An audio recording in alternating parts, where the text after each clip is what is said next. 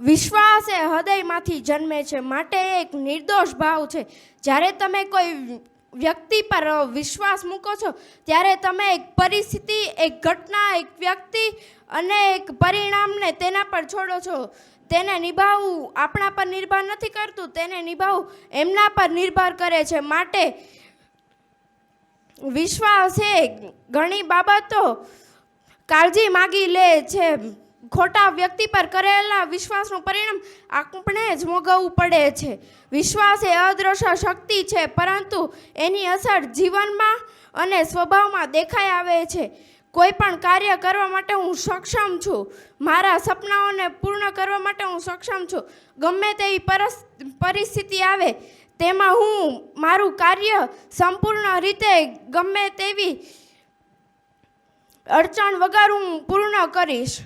એવી તમે તમારા જાત પર વિશ્વાસ મૂકો ને ત્યારે તમે એ વિષયમાં આગળ વધી શકો.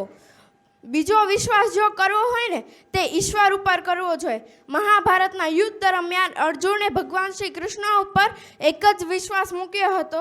તે વિશ્વાસે ભગવાન શ્રી કૃષ્ણએ મહાભારતનું આખું યુદ્ધ જીતાડી દીધું હતું. એવા નરસિંહ મહેતા અને મીરાબાઈએ પોતાનું સંપૂર્ણ જીવન ભગવાન શ્રી કૃષ્ણની ભક્તિ અને શક્તિમાં તે સમર્પિત કરી દીધું હતું. તેનું નામ આજે ચારેય દિશાઓમાં ગુંજાઈ રહ્યું છે. એવા કેટલા યોદ્ધાઓએ પોતાની જાત પર વિશ્વાસ મૂકીને તેમની રાહમાં, મંજિલમાં આગળ વધી રહ્યા છે. હું મારી વાણીને અંતે પૂર્ણ વિરામ આપતા એટલું જ કહીશ કે વિશ્વાસ એક નાનો શબ્દ છે.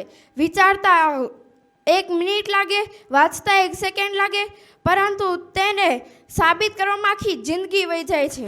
જય શ્રી કૃષ્ણ.